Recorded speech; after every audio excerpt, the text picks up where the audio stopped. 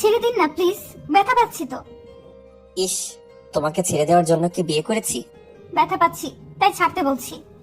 তুমি কি জানো না বাসরাতে বউয়ের লজ্জা ভাঙাতে হয়? তাই বলে এত জোরে ব্যথা দিবেন? খুব ব্যথা পাচ্ছি, এবার যদি না ছাড়েন তাহলে কেটে দিব কিন্তু। দূর, কাঁদবা কেন? আমি তোমাকে কিছুই করলাম না, শুধু হাত ধরাতে ব্যথা ব্যথা বলে চিৎকার দিচ্ছ। যখন টিপে দিব তখন কি করবা? টিপে দিব মানে? তুমি কি কিছুই বোঝো না? না, আমি তোমার ওইগুলো টিপার কথা বলছি। কাছে আসো, তোমার শাড়িটা খুলে ফেলি তাড়াতাড়ি। আমার যা ধৈর্য মানছে না। এই না, আপনি আমার কাছে আসবেন না আর শাড়িতে হাত দিবেন না, আপনাকে ভয় করছে এখন। আর কি সব নোংরা কথা বলছেন? বউ, এখন কিন্তু খুব খারাপ হয়ে যাবে। আজ রাতে স্বামী তার স্ত্রীকে অনেক আদর করবে, আগে থেকে ভেবে রেখেছি। আজ রাতে তোমাকে অনেকবার করব, সারা রাতে একটু ঘুমাতে দিব না। করবেন মানে? কি করতে চাইছেন আপনি? এই তুমি চুপ করবা? এমন ভাব করছো মনে হচ্ছে কিচ্ছু জানো না, পুরা ইনোসেন্ট। আমার সামনে ন্যাকামি করবে না একদম। তুমি এত ছোট না যে করার মানে বুঝতে পারছো না। এখন আবার বলো না লিপ কিসের মানেও জানো না। লিস্ট সেটার মানে জানো তো? হ্যাঁ জানি, লিপ কিস মানে ঠোঁটে কিস করা। গুড, এবার কাছে আসো, তোমাকে লিপ কিস করব। আমার ধমক শুনে নিবু একটু একটু করে আমার দিকে এগিয়ে আসলো। আমি নিবুর শাড়িটা এক টান দিয়ে খুলে ফেলে ওর ঠোঁটে কিস করা শুরু করলাম। নিবু আমার কিস পেয়ে কেঁপে কেঁপে উঠছে। ওর কাঁপাকাঁপি দেখে আমার মাঝে উত্তেজনা বেড়েই চলছে।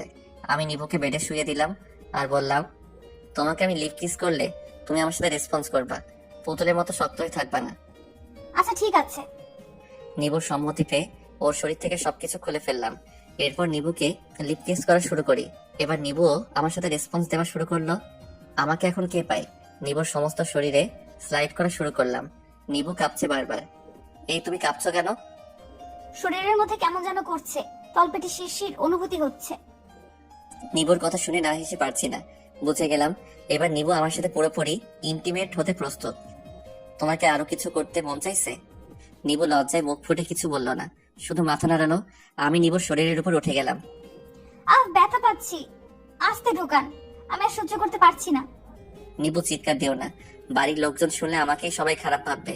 প্রথমবার এমন হবে, একটু ধৈর্য ধরে দাঁতে দাঁত চেপে থাকো। আচ্ছা আমি চিৎকার দিব না, তবে একটু আস্তে করুন, আস্তে করলে আর চিৎকার দিব না। ঠিক আছে, প্রথমবার বলে আস্তে করছি, কিন্তু পরের বার জোরে জোরে করব। আবারও করবেন? হ্যাঁ করবো তো, আগেই তো বললাম তোমাকে আজ রাতে কয়েকবার করবো জান। তাহলে আজ রাতে আমি মরে যাব, আর বাঁচবো না। কিচ্ছু হবে না তোমার, আমি আছি তো তোমার সাথে। কিছু সময় পর আমার দম ফুরিয়ে গেল। আমি আমার শরীরের সমস্ত ভার নিবুর উপর ছেড়ে দিলাম।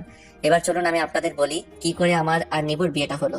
আমি ফারহান আহমেদ, লেখাপড়া শেষ করে একটা কোম্পানিতে জব নিলাম। জব নেওয়ার পর বাবা মা বিয়ের জন্য প্রচন্ড চাপ দিচ্ছে, কিন্তু আমার কোনো মেয়ে পছন্দ হয় না, কারণ মেয়েদের আমার একদম বিশ্বাস হয় না। এরপর কিছু কাহিনী না হয় নিবুর মুখে শুনে নিন। আমি নুসরাত জাহান নিবু, এবার অনার্স দ্বিতীয় বর্ষে পড়ি। আমার ভার্সিটি লাইফের বেস্ট ফ্রেন্ড হলো ফারিন। ক্লাসে বসে আছি, ফারিন আমার পাশে বসে বলল, তোকে একটা কথা বলবো? বল। আমার ভাইয়াকে বিয়ে করাতে চাচ্ছি, কিন্তু কিছুতেই বিয়ে করতে রাজি হচ্ছে না। ভাইয়া কোনো মেয়েকে বিশ্বাস করে না, সব মেয়েরা নাকি চিটিং বাজ, ঠকবাজ হয়। এখন আমি কি করব বল? তুই আমার ভাইয়ের সাথে প্রেম করবি আর ভাইয়াকে বিয়ে করবি। তোকে আমার ভাবি হিসেবে অনেক পছন্দ হয়। তোর মাথা খারাপ হয়ে গেছে? আমি কেন ছেলের সাথে প্রেম করতে যাব? কারণ আমার বাবা মা আমাকে সব ধরনের স্বাধীনতা দিলেও প্রেম করার স্বাধীনতা দেয়নি।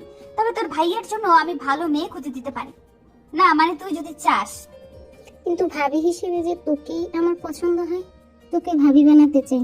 একটা কাজ কর, তুই আমার সাথে আমাদের বাড়িতে চল। তোকে দেখলে ভাইয়ার হয়তো মনটা ঘুরতেও পারে। না, আমি তোর সাথে তোদের বাড়িতে যাব না, ক্ষমা কর আমাকে। কিন্তু ফারিন আমার কোনো কথা শুনলো না। ও আমাকে টানতে টানতে একটা রিকশায় তুললো, ওদের বাড়ি নিয়ে যাবে। আমি বারবার বলেছি যাব না ওর সাথে, কিন্তু মেয়েটা নাছুর বান্দা ওদের বাড়িতে নিয়েই আসলো। ফারিন ওদের দরজায় দাঁড়িয়ে বারবার কলিং বেল বাজাচ্ছে, কিন্তু দরজায় কেউ খুলছে না।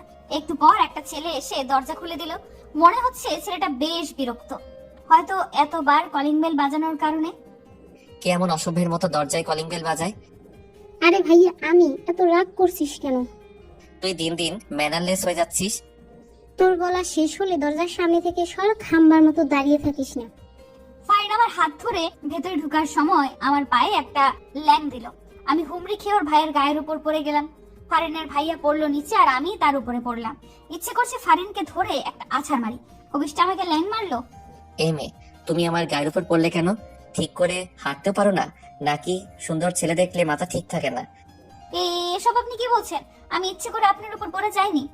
এবার দয়া করে আমার উপর থেকে উঠে পড়ো, নাকি এভাবেই থাকার ইচ্ছে আছে? ছি ছি, এসব আপনি কি বলছেন? ওয়েট, আমি উঠছি। আমি লোকটার শরীরের উপর থেকে উঠে পড়লাম। আমি মোটেও সেরকম মেয়ে না, আপনি আমাকে ভুল বুঝছেন। যাই হোক, আসি। আপনার বাড়িতে আসাই আমার ভুল হয়েছে। চলে যাবি মানে? তুই তো এখন যেতে পারবি না। তুই আমার সাথে এমন ব্যবহার না করলেও পারতি। বাই এনি চান্স তুই কি আমাকে তোদের বাড়িতে নিয়ে এসেছিস আমাকে অপমান করানোর জন্য? সি সি সি, তুই এমন কথা বলতে পারলি? ফারিন, এই মেয়েটাকে?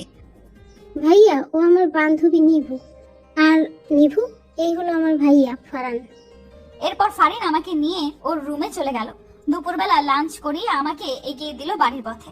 আমি ভেবে নিয়েছি আর কোনোদিন ফারিনের সাথে কথা বলবো না। বান্ধবী হয়ে বান্ধবীকে অপমান করে এমন বান্ধবী আমার প্রয়োজন নেই। কেটে গেল কয়েকটা দিন। আমি ভার্সিটিতে গেছি ঠিকই, কিন্তু ফারিনের সাথে কোনো কথা বলিনি।